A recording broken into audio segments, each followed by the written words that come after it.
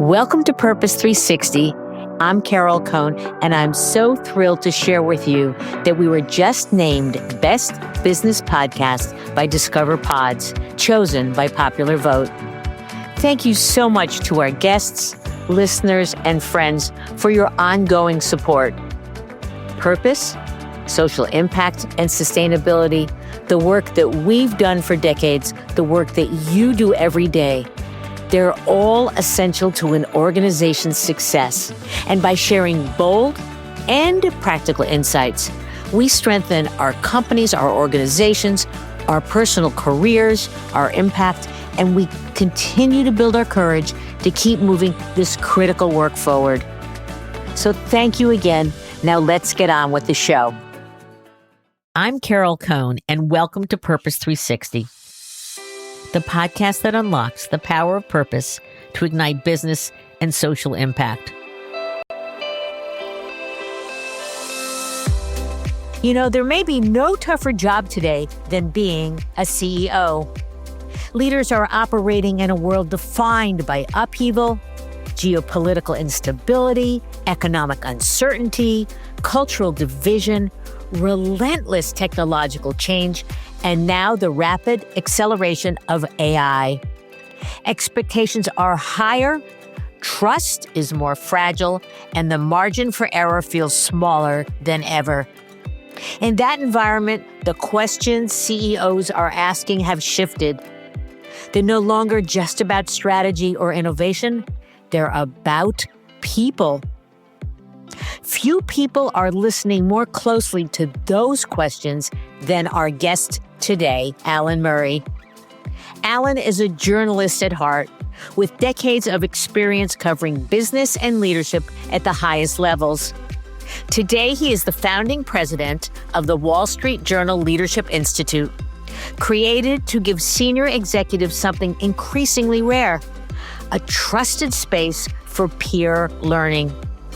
In our conversation, we talk about what CEOs are truly wrestling with today, why purpose is moving from aspiration to expectation. How does it really drive an organization forward? And why, in an age shaped by AI, humanity, empathy, and trust may be the ultimate sources of competitive advantage. So please join me in welcoming Alan Murray to Purpose 360. It is a fantastic conversation, so let's begin.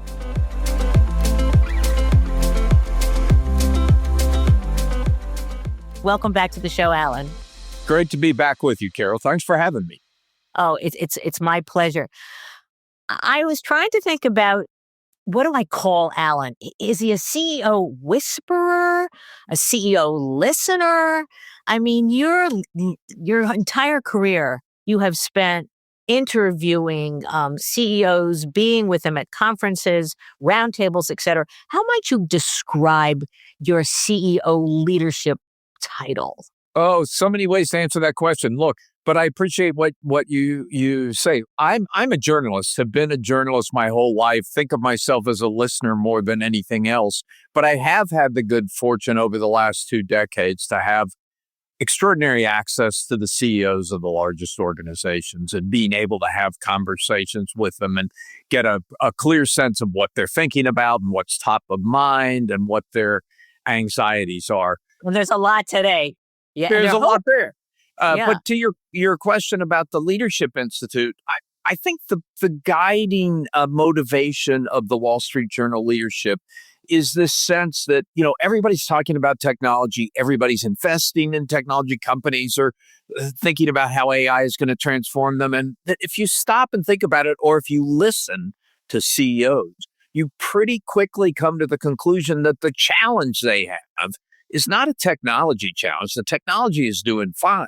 It's a leadership challenge. It's how do they create organizations that can accept this rapid pace of change that they're seeing in technology, but not only in technology. I mean, look at what's happening at the public policy level in the U.S., where you do this wild swing from the Biden administration to the Trump administration and a complete change of policy, or what's happening in the world, the geopolitical threats that are having an enormous impact in business. So what we are trying to do is figure out how can we help people lead these large human-based organizations in a way that makes them resilient enough and strong enough and creative enough and courageous enough to deal with the challenges of the future.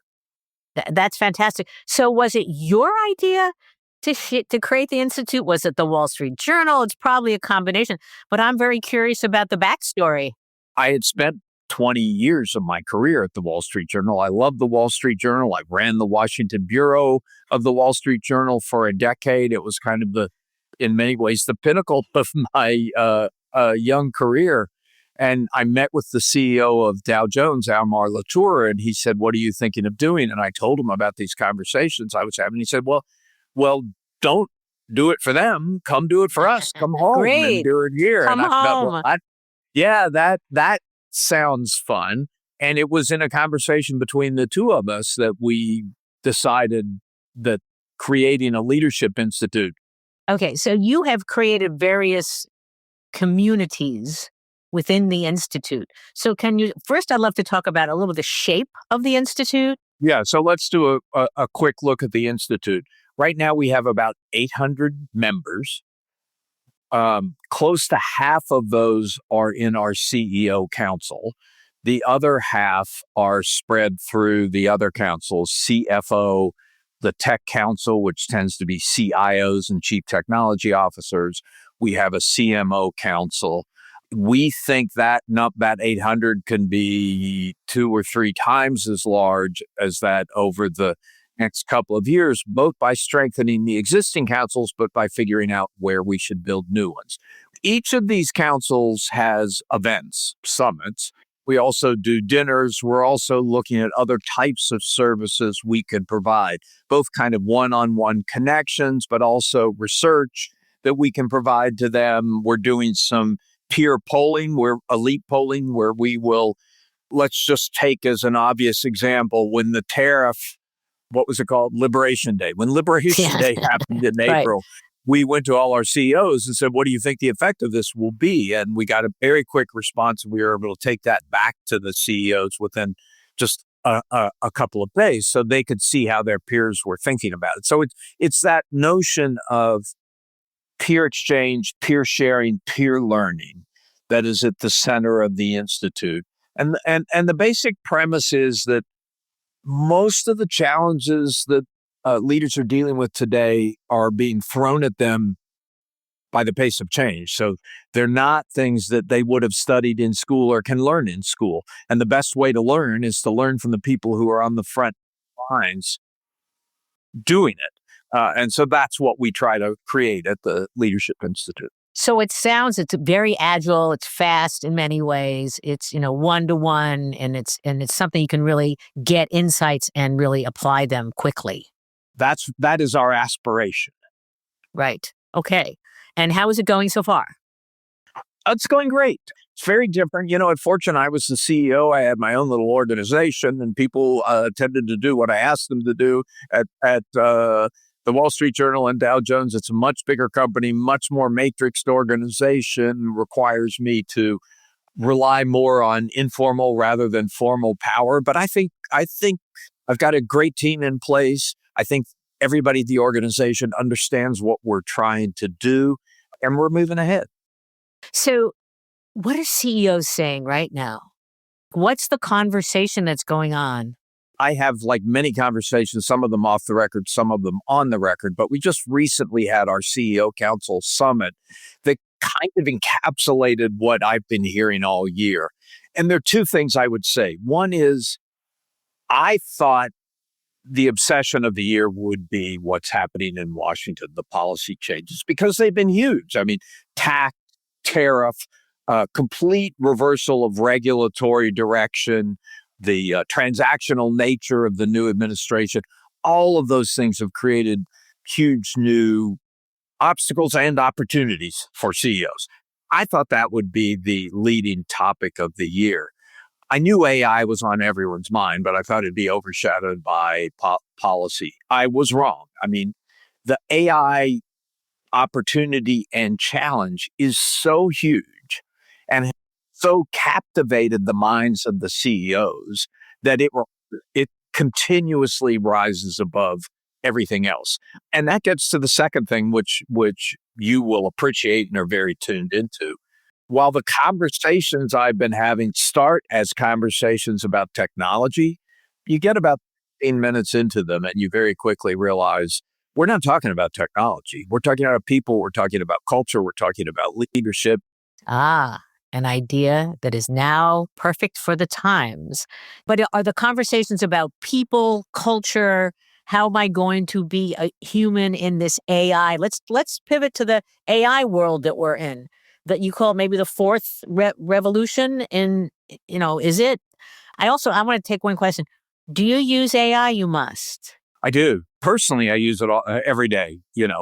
I'm consulting chat bots all the time for personal and business reasons. Earlier this year, we had an offsite and I was trying, I had a couple of very specific problems I wanted to address and was trying to think of exercises I could do with my leadership team that would help get to the right outcome. And I threw it it wasn't even a special leadership AI. It was just Chat GPT. I said, help me with this. And it came up. It suggested several very good exercises that were right on point. Carol, you may know this, but between the time I left Fortune before I went to the Wall Street Journal, I had my hands tied by a non-compete for a few months. And I wasn't allowed to talk to anybody about this Leadership Institute that Almar Latour and I had talked about creating. And so the only conversations I could have were with LLMs, with ChatGPT and Gemini. I would put together some plans and run my plans through there. Now, some people will tell you it's not a great idea because everything you're doing becomes part of the LLM. But I wasn't using proprietary information. I didn't have any access to proprietary information. I was just sort of thinking and using the LLMs as thought partners. And it was amazing. They were good. Let's turn to the new culture of organizations in an AI-driven organization. First of all, I'd love to know, what are your CEOs talking about? Or are you talking with CHROs? Because I think it's fascinating that you're going to create that cohort in the Leadership Institute. So what are you talking about to balance this new world? So over the course of the last year, I've met with the CEOs many times, but I've also met with the CFOs many times, and I've met with the chief technology officers many times. And the differences in how they are looking at AI was fascinating. The thing about the event of November 2022, when ChatGPT launched onto the scene, it was so accessible, it was so easy to use, and the CEOs very quickly understood this is going to transform my organization. So CEOs immediately got excited about it. That put the CIOs in kind of an interesting bind because all of a sudden the CEO, who generally let this CIO or the chief technology officer or whoever do their thing, suddenly was in their office saying, why aren't we using this? Why are we using it more? Look at the potential here. Why don't you get on the case? And so all of a sudden the CIOs and the CTOs are seeing this renewed interest from the CEO, and they're trying to respond, and they're buying chatbots for their employees. And then the CFOs started stepping in and saying, well, wait a minute, we're spending all this money on Microsoft Copilot, but I'm not seeing any return. What are we getting for this investment? The bottom line doesn't seem to be moving. So there was that kind of triangle of interest that then led to kind of a frustration. What I would hear from CEOs is, wait, I know this is transformational. I know it is going to change my company in the future. We've done a lot, but I'm not seeing the return on my effort and invest. So that's been a big part of the conversation over the course of the year. At the end of the day, Carol, I mean, you could talk about strategies. People will say, don't do 1,000 experiments, do a smaller number of experiments and very quickly decide what you want to focus on. All of that makes good sense. But really, at the end of the day, the core issue there is people. So I don't think anybody should be too surprised that there's some tension there between the CEO's desire to unlock those opportunities and the employee's desire to say, hey, wait a minute. I mean, do I really want to be embracing this technology that may replace me in a year or two? That's one of the reasons we created the Chief People Officer Council. That's great. Because you've got to figure out how do you create a culture where your employees are willing to embrace and experiment and take advantage of this incredible technology wave without feeling like their jobs are on the line. Absolutely. So you have said the most effective CEOs today are not the loudest voices of the room, but the ones who combine conviction with empathy. And you've talked about why empathy is really important. And you also talked about there's a higher premium on social skills. Let's talk about empathy, because empathy was saying, oh, you're going to, take somebody into the room. And no, it's not that at all. Yeah, and that's why it was so interesting to listen to AT&T's John Stankey and Chevron's Mike Wirth. They were talking about exactly that point. Look, it gets back to that core change in the nature of leadership. If the way to be successful in business is to raise a lot of capital so you can buy a lot of plant and equipment and inventory and oil wells so that you can make a lot of money, which is the way it worked in a simplified fashion 50 years ago, then obviously you're going to focus a lot on capital markets because it's the capital markets who provide you the money you need to do all of that. But if the way to make money is about engaging your employees so that they come to work and give their best talents so you can take advantage of those talents to create something valuable, then you've got to know what moves them, what they care about, what their hopes and opportunities are, and where they see the opportunities. And I frankly, this is it. This is one of the things that's interesting about having done this or a version of this for 4 decades. I'm pretty sure the first 2, maybe 2.5 of those decades, I never heard a CEO use the word empathy. I bet not. Yes. And then during the pandemic, we did a CEO survey and asked an open text box question. How has your leadership changed during the pandemic? And the majority of answers, a little over 50% of answers, had the word empathy or empathetic in there. So this was a word that CEOs didn't use 2 decades ago, and most of them understand is critical to their leadership now. They've got to be listening to their employees. They've got to be listening to their customers because they have to understand how the world is changing so they can pursue the right policies to engage all of those people towards creating more value. If the CEO's job is much less about telling people what to do than it used to be, and much more about making people feel excited about the mission and the purpose and engaging them and giving them a kind of a directional North Star, then CEOs have to practice a different kind of leadership. And it requires them to be great communicators. It requires them to be inspirational. They don't have to be television stars, although sometimes that works too. They just have to have a way of understanding what motivates people and communicating that effectively to those people. Yeah. Have you seen, I know you talked about Doug McMillon. Have you seen any other examples of the balancing of the humanity with technology? The short sellers will come after me for the comment I'm about to make. But I've been a big fan of Mary Barra, who has led GM in a very different way than her predecessors by setting big, audacious goals and then giving her team freedom to pursue those goals. Now, the problem she has right now is one of those goals was, she said no emissions, no accidents. That was a big, audacious goal. It required a complete redirection of GM. And at the moment, it looks like that redirection went too far. They moved too fast towards electric vehicles and the market isn't ready for them. Now, some of that is because you had a dramatic shift in policy from Biden-era policies supporting this to Trump-era policies not supporting it. And that stuff happens. But the way she decided to lead by by setting big goals for her people, I thought was really impressive. And you've also described that employees increasingly expect moral leadership from their companies. So that's probably an element of this humanization. What does moral leadership look like? Does business have a soul? I think it does. I think it does. I think what what this change look, management in the 20th century was all, if you think about it, if you study it, if you look at Frederick Taylor, if you look at the great management giants, Alfred Sloan, even up to Jack Welch of the 20th century, a lot of what they were doing was trying to make people into machines because that's what you needed.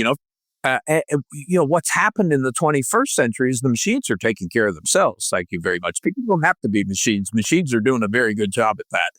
People have to be better people, and leaders have to engage them as humans. So it's really a humanization of the workforce that we're seeing happen here. And if organizations are really going to engage humans, they have to have a soul. They have to have a purpose. They have to have a North Star. They have to give people a sense that they're making an important contribution to society, not just give them orders on what to do next. If the goal here, if we are no longer in a world where the CEO can simply tell everybody what to do and expect them to do it, but instead has to create a culture that engages people so they are motivated to do it, you can't ignore the moral element. If you had to choose one factor that will most influence the next generation of businesses to really become humanized organization, a force for good, what have you heard? What would you say? I think it's this. I think AI is going to be one step further, one step forward in exactly the conversation you and I are having, because the machines are going to take care of themselves even better than they did before. And what companies have to wrestle with is, how do we differentiate ourselves? We're all going to have great technology. I mean, that'll be table stakes. If you don't have great technology, you're dead. If you do have great technology, then you compete, but you're going to be competing a lot against a lot of other people who have great technology. So I think the differentiator is, how do we get better use of talent, better people? I believe a lot of companies are thinking that way. It's mastering the people piece of this equation becomes even more important in an age of AI. Great. And your chief people officer cohort is a great testament to that. I can't wait to see the podcasts and the articles that come out of that. I want to ask you a question. You have been at phenomenal organizations, Fortune, Time, Pew, the Wall Street Journal. What's the one most surprising thing that you've learned about the true soul of business? It's just a continuing reinforcement of this point, that the people part is hard. It is hard. There are very few people who know how to do it well, and it's going to be the core of winning the future. Culture is so strong and so persistent and so hard to change. And in some ways, the media world got hit with the consequences of technology sooner than most other industries. I mean, we were being disintermediated by Google starting in the mid 1990s, and the decline of the legacy media models started in 2000 and has continued at a solid pace since then.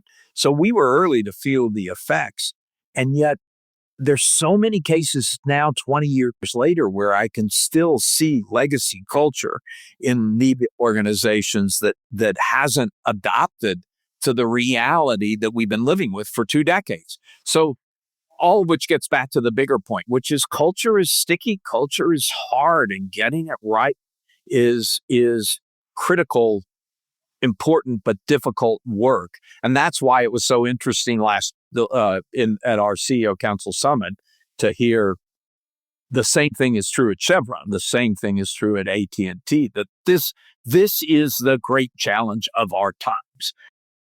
So is discovering an authentic purpose and living it I mean, really bringing it to life in innovation, in employee engagement, in customer relations, in community engagement. Is that one of the major ways that the culture may evolve? Absolutely. Absolutely. Look, it's not a silver bullet. I mean, you can have a great purpose and a lousy culture and a terrible company. But I'm not sure the opposite is true. I'm not sure you can have a great company if you don't have your people aligned around a clear, inspiring, engaging purpose. Inspiring. Right. I love that. As we begin to wind down, I had asked you in our previous conversation, what were the most pressing social issues of the day? And you said growing inequity and the lack of opportunity, DE&I, climate, taxes, CEO pay, voting rights, and China. A lot. So, what would you say today? What are the most pressing social issues of today that companies need to pay attention to? Well, China is still clearly on the list. Spend most of my time talking to global companies, and they have grown up in a world of globalization, and they're now living in a world of that sometimes feels like deglobalization, and managing that is a pressing problem. I think most of them, but again, this has gone very quiet. Maybe not most of them, many of them still understand that if you want to run your company for a long time, climate has to be pretty high on your agenda because there are some changes that are going to happen. You can't be a successful company in a world on fire. So there are some changes that are going to happen in the long term. And even though it may not pay to talk about it right now in the current political climate, you still have to pay attention to it. And I can give you dozens of examples that's happened. I think the disappointing thing to me is that DEI has really fallen off the agenda.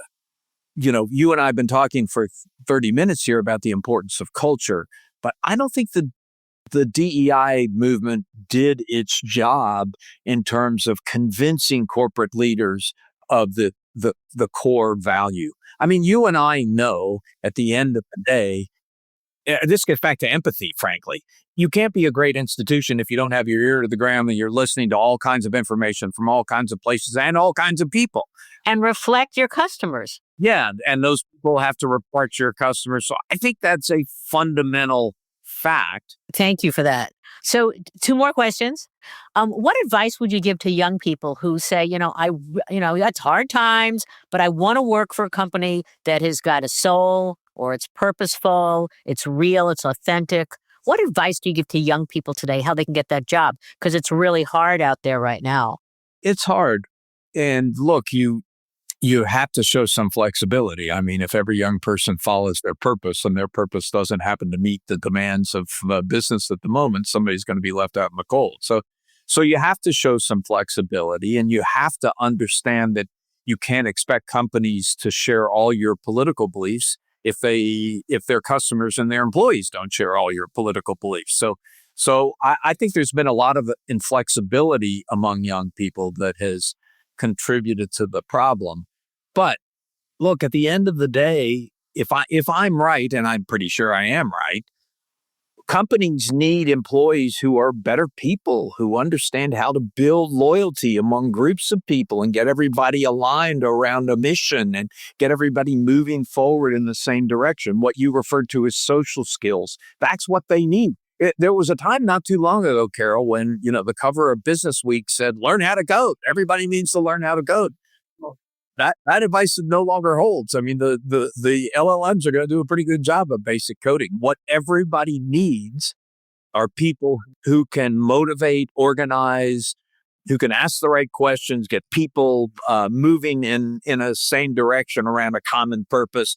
That's the challenge of the future, and that suggests a different approach for young people. It's probably not spend all your time learning how to code. Maybe spend some of your time studying philosophy or English, which is what I did, or history, so that you have the judgment to help lead these organizations into the future. That's great. Unfortunately, we have to end this great conversation. But I always give the last word to my guest. So what final word would you like to say, Alan Murray? Look, at the end of the day, I can cite all sorts of potential problems and concerns about where we're headed, but it's a very exciting time to be alive. We are going to remake the world over the course of the next couple of decades, and we need everybody to lean in and be a part of that. Try and understand where we're headed, try and understand the tools that are going to get us there, and try and make sure we use them for good purposes, not bad purposes. Technology is neither good nor bad. It all depends on how you use it. That's great. Super. Well, you never disappoint, Alan Murray. And it's been a wonderful conversation. So thank you so much. And Carol, thank you for having me. Thank you for what you do. Keep pushing purpose, because it's important to how we get to the right place.